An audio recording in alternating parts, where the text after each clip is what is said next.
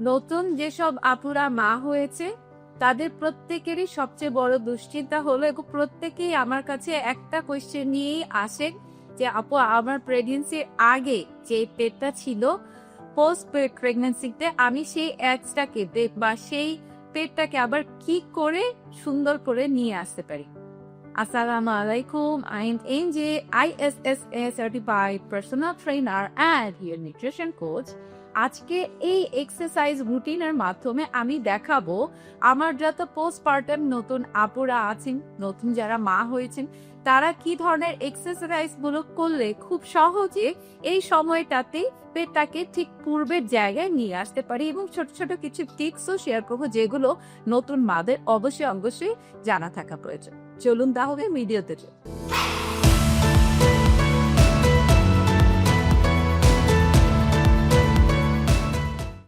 আমরা যারা নতুন মা হয়েছি তাদের দেখা যায় সবচেয়ে বড় দুশ্চিন্তা থাকে যে আমাদের পেটটাকে আমরা আগের মতো নিয়ে আসতে চাই। সেই জায়গাটায় গিয়ে আমরা সবচেয়ে বড় ভুল যেটা করে থাকি, আমাদের রেগুলার যেসব এক্সারসাইজ গুলো আছে, দেখা যায় জাম্পিং জ্যাক থেকে শুরু করে সব ধরনের এক্সারসাইজ কার্ডিও সব করে ফেলেছি, কিন্তু পেট কিন্তু আগের জায়গায় আসছে না। এর কিছু কারণ আছে। এর পাশাপাশি আমরা আরেকটা ভুল করে থাকি যেটা খুব তাড়াহুড়া করি, মানে বাচ্চার বয়স যদি আমার 6 মাস না হয় তার আগে কিন্তু আমি সব সময় আমার যত পোস্টপার্টাম ক্লায়েন্ট আছে যারা প্রেগনেন্সিতে আমার সাথে ট্রেনিং করে থাকে, আমার ক্লায়েন্ট থাকে, তাদের সবাইকে আমি বলি যে 6টা মাস কিছুটা স্ট্রেচিং, কিছুটা ব্রিদিং করলেই যথেষ্ট। আফটার 6 মাস ছোট ছোট কিছু মুভমেন্ট দিয়ে আমরা আমাদের ফিটনেস জার্নিটা কিন্তু পোস্টপার্টামে স্টার্ট করতে পারি। এবং আরেকটা বড় ভুল যেটা আমরা করে থাকি, মনে করি আমরা যদি, যেহেতু আমরা নতুন মা হয়েছি, সবাই খাবার দাবারের দিকে খুব বেশি ফোকাস করে, আমরা হঠাৎ করেই যদি ক্যালোরি কাট অফ করে দিই তাহলে কিন্তু আমরা অনেক তাড়াতাড়ি হয়তো আমাদের যে এক্সট্রা ওয়েটটা পুট অফ করেছি সেটা বার্ন করে ফেলতে পারবো, সেটা লুজ করে ফেলতে পারবো। কিন্তু এই সমস্ত ধারণায় অনেক বড় ভুল। It's a very big no for me as a professional. আমি বলবো অবশ্যই পোস্টপার্টামে প্রথম 3টা বছর আপনার বডিকে টাইম দিতে হবে হিল হওয়ার জন্য। মা হওয়া কিন্তু চারটি খালি কথা না, it's a very big responsibility and it's a very big journey. So balance nutrition it's must.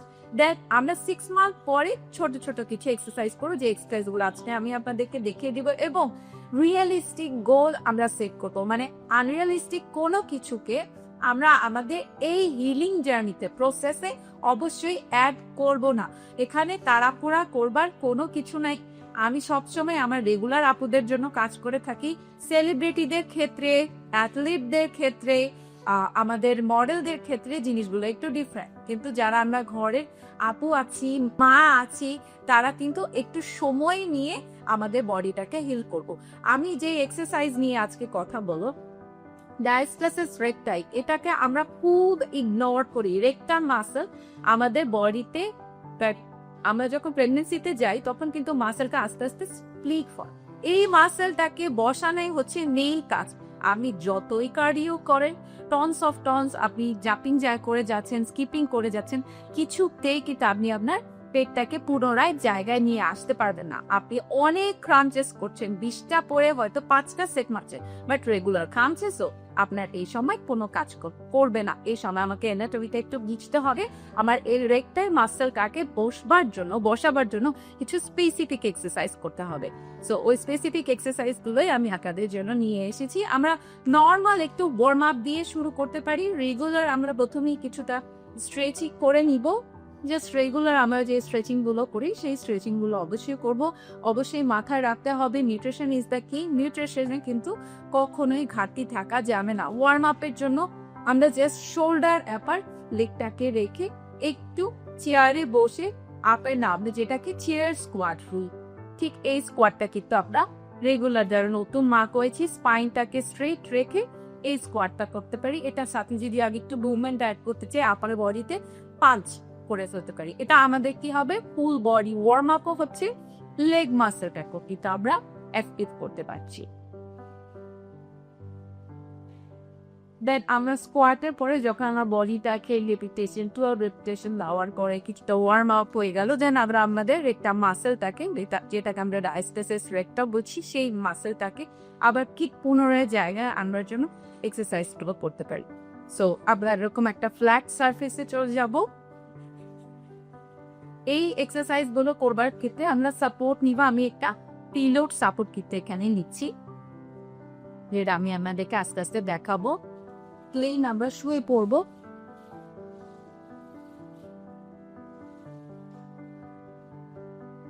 শুয়ে করবার পরে আমরা ছোট যে এক্সারসাইজটা করব সেটা হচ্ছে আমাদের রেকটাম মাসলটাকে জায়গায় আনবার জন্য এই এক্সারসাইজ। সো দুইটা পার্টকে এভাবে করে বেন্ড করে দুই পায়ের ঠিক মাঝখান জায়গাটায় যে কোনো একটা পিলোকে প্রেস করব।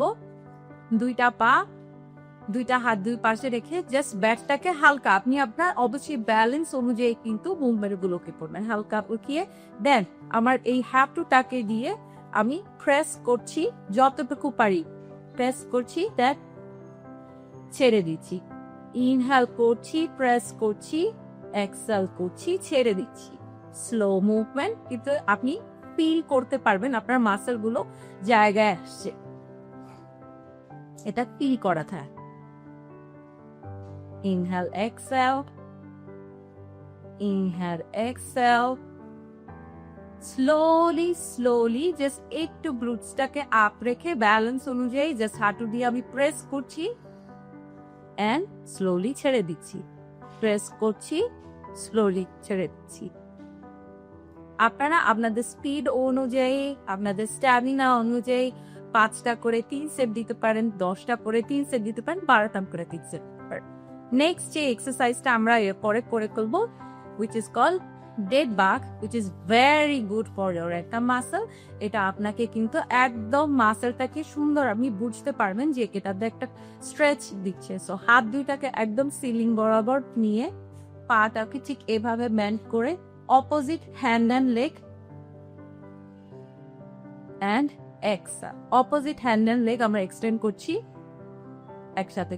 এটা কিন্তু খুবই স্লো করব, যতটা স্লো করব কন্ট্রোল মুভমেন্ট হবে, আমরা কিন্তু আমাদের মাসলটাকে ঠিক অ্যালাইন করতে পারবো যেভাবে আমরা চাইছি।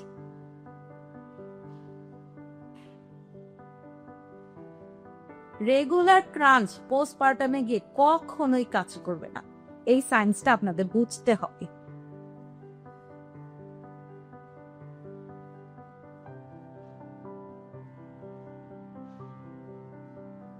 লাস্ট ওয়ান, রেপিটেশন আমি আপনাদেরকে করে দেখালাম। দেন আমরা গ্লুটসের নিচে হাত দিয়ে এভাবে করে এক্সটেন্ড, জায়গায় আবার হিলটাকে ট্যাপ করবে, এক্সটেন্ড, জায়গায়, স্লোলি এক্সটেন্ড, জায়গায়, হিল দিয়ে ট্যাপ, জায়গায়। ইনহেল এক্সেলের সাথে আমরা 10 রেপিটেশন করতে পারি, 12 রেপিটেশন করতে পারি। এগুলো কিন্তু আমরা একদম বাচ্চা বয়স যখন 3 মাস বা 6 মাস এই এক্সারসাইজ গুলো তখন থেকে কিন্তু আমরা করতে শুরু করতে পারি। এবং সাপোর্ট দরকার হলে অবশ্যই পোস্টপার্টামে যে রেকমেন্ডেড বেল্ট গুলো দেওয়া হয়, আমাদের সিজারের পরে যে বেল্ট গুলো দেওয়া হয় ওই বেল্ট গুলো অবশ্যই আমরা করে ব্যাকে একটা সুন্দর সাপোর্ট থাকবে, মাসেলটাকে ধরে রাখতে বেল্টটা হেল্প করবে। অবশ্যই আপনি আপনার কমফোর্টটাকে ফার্স্ট প্রায়োরিটি দিবেন এই সময়টায়। দেন আমরা লোয়ার অ্যাবসের জন্য ঠিক আবার সুইং করে ট্যাপ করব, ট্যাপ ট্যাপ ট্যাপ ট্যাপ। এটা আমরা 10 to 12 রেপিটেশন করব।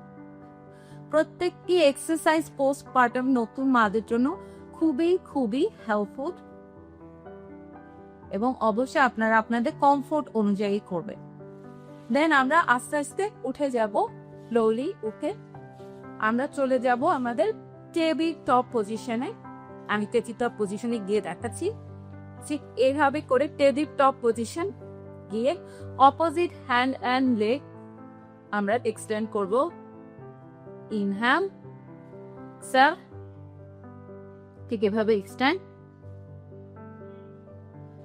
ইনহেল, এক্সহেল, আমার সাথে সাথে করে করবেন।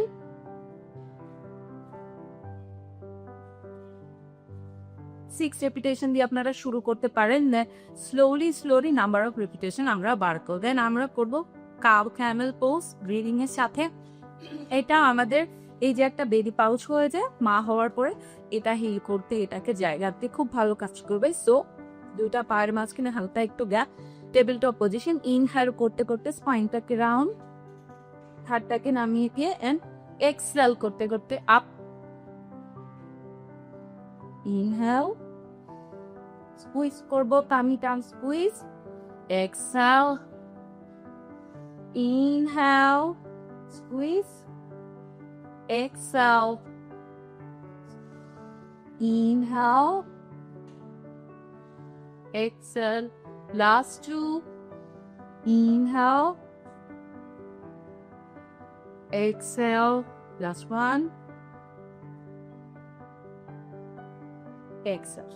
দেন আবারও কিছুটা রেস্ট নিয়ে দেন আমরা যারা আরেকটু অ্যাডভান্স করতে চাই, টেবিল টপ পজিশনে আমরা কিছুটা ক্রাঞ্চ করবার, অপোজিট হ্যান্ডেল লেগের কম্বিনেশনে ক্রাশ করবার চেষ্টা করবো। তো সেটাও আমি আপনাদের 6 রেপিটেশন করে দেখাচ্ছি। এক একটা পাশে আমরা 6 রেপিটেশন করব। অপোজিট হ্যান্ডেল লেগ এক্সটেন্ড, দেন 1, ইনহেল এক্সেলের সাথে 2, 3, 4, 5, 6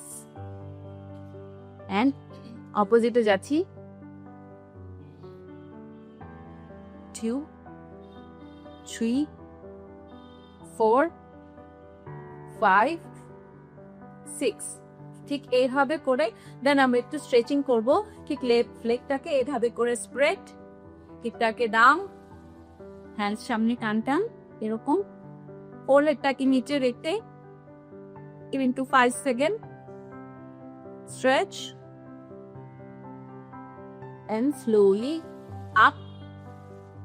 ঠিক এইভাবে করে অল্প কিছু এক্সারসাইজের মাধ্যমে পোস্টপার্টাম যারা নতুন মা হয়েছে তারা কিন্তু এক্সারসাইজ গুলো আমরা করে ফেলতে পারি। এই প্রত্যেকটি এক্সারসাইজ আপনাকে র্যাপিড হিলিং এর জন্য খুব ভালো কাজ করবে এবং বিগিনার স্টেজে আপনি আপনার অ্যাপসটাকে সুন্দর করবার জন্য অবশ্যই এটা আপনার অনেক বেশি হেল্পফুল হবে।